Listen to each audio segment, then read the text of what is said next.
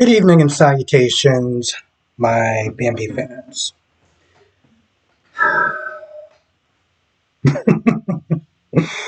All right,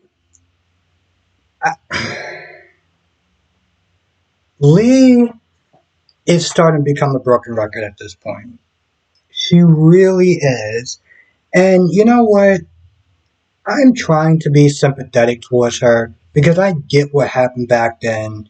Like she was pissed off about, she really values her career. She felt like her career was kind of tanking because she gave her sister a chance, and you know she feels like her sister lacks discipline that she had to sit there and really try to make something out of herself. But both that was years ago.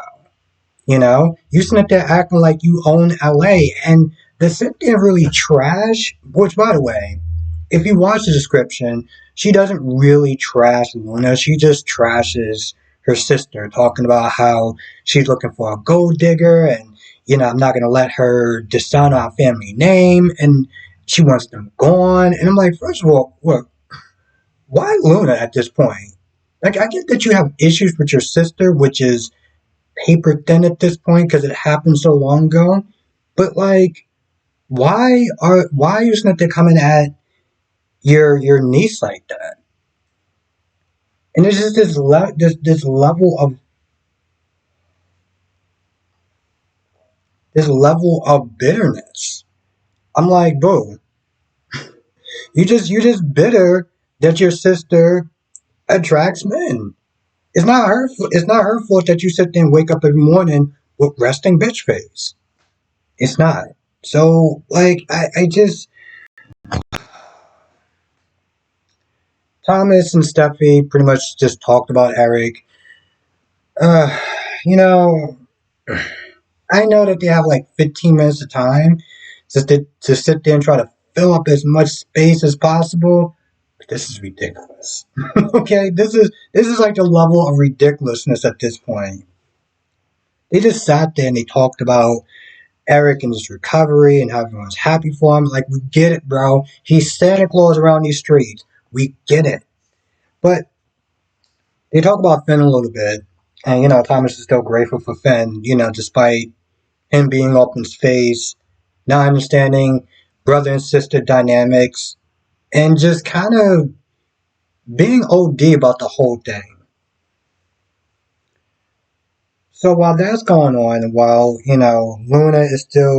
while Lee is still trashing her family to Finn, you got Bill and Poppy, they about to sit there and get it on, and RJ and Luna are also in the house.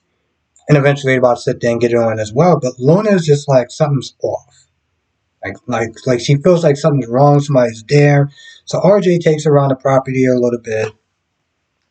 And a couple of times Poppy stops because Poppy's like, I hear voices. I hear voices at this point. It's like, there's no one here, there's no one here. There's a point where he's about to go out there and check. And, Poppy throws him his shirt. I'm like, it's still, whatever. So he puts on the shirt. He's like, let me just sit there and just text him.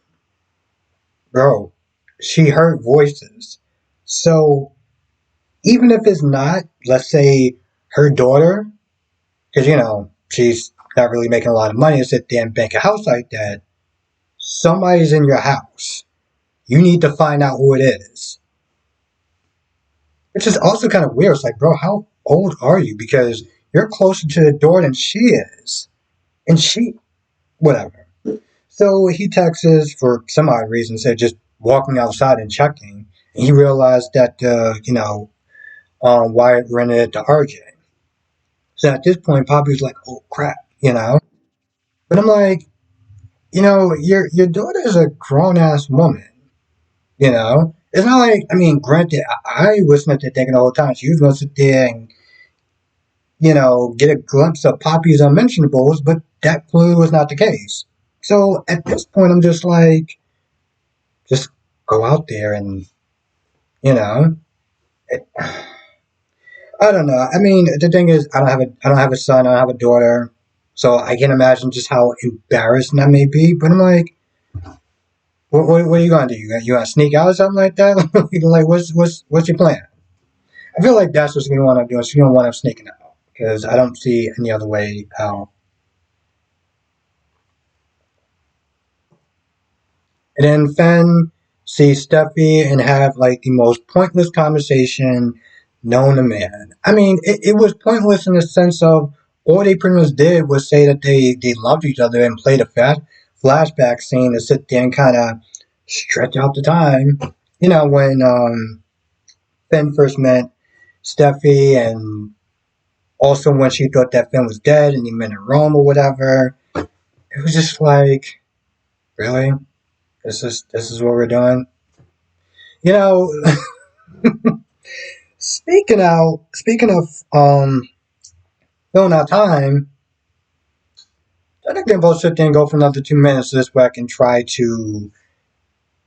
Well, the thing is, the video has to be at least 8 minutes long, but I'm not gonna do what B&B's doing at this point. I'm not gonna sit there and stretch out the time. Okay, because that's just crap right there.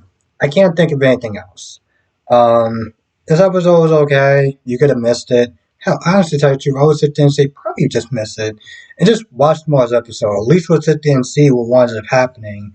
Is Poppy gonna go out? Is Luna gonna sit there and catch them? What's gonna wind up happening?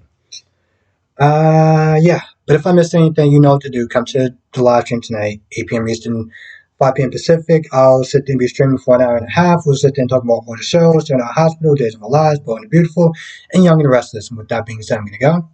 I'll see you in the next video.